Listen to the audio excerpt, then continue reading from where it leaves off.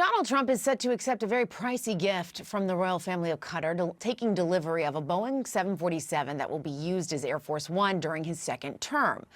The very lavish gift is raising substantial ethical and legal questions, and we want to talk about it now with Richard Painter, former White House ethics lawyer under George W. Bush and professor of law at the University of Minnesota. Richard, thank you very much for being here with us and kind of walking us through some questions around all of this. This is said to be the most expensive gift ever bestowed on a U.S. leader. It has a value of more than $400 million. The Attorney General and White House counsel's office have said they believe it's okay legally. Where do you come down on this? How would you assess this?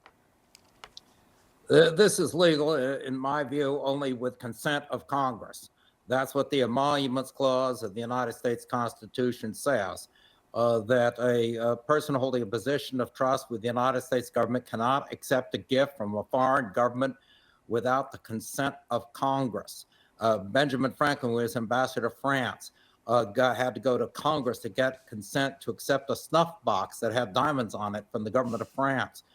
That's what the Emoluments Clause says. And this airplane can only be accepted by President Trump if Congress consents. And to say, well, it's given to his presidential library rather than to him, that doesn't make any sense. He's going to be using this plane for the next 4 years. And he then, if he says it goes to his presidential library, that is a gift that requires the consent of Congress under the Emoluments Clause of the Constitution.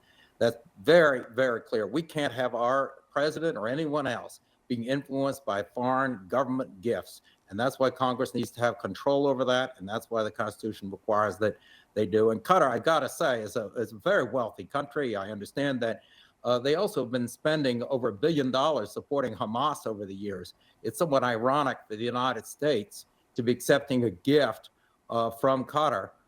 This is money that really should be used rebuilding Gaza and getting Hamas the heck out of there. Qatar, why is the United States of America accepting a gift of this magnitude from a foreign government that supported terrorist organizations?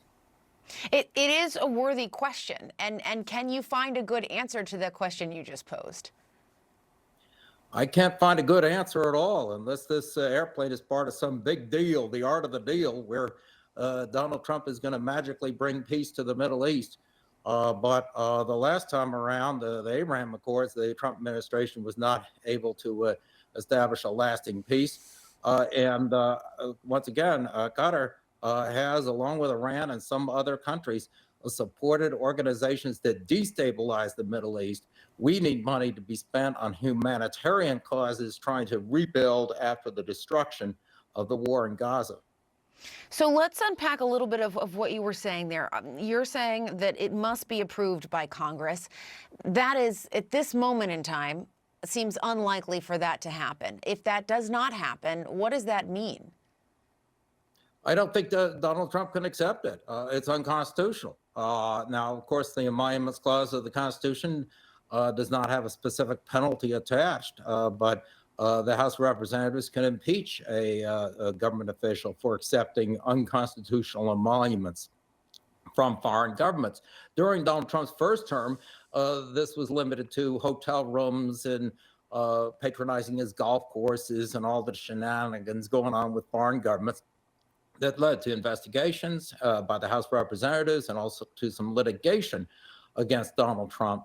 That issue was never resolved, but now we have emoluments on a much grander scale, foreign emoluments. Not only this airplane from Qatar, but we also have the Trump family is in cryptocurrency.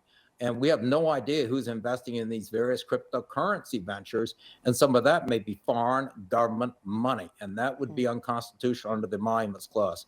But yes, we are left with that question of who is going to enforce it. If Congress doesn't want to consent to this plane, what are they going to do? Just sit there and do nothing and say, well, we're also not going to enforce the United States Constitution? If that's the case, then maybe we have to vote them out. All right, so much more to come on this, but thank you very much for kind of fleshing that out and giving us some context. Richard Painter, we really appreciate your time. It's being called a flying palace. The Qatari royal family is giving President Trump a new plane, one that could become the new Air Force One. The luxury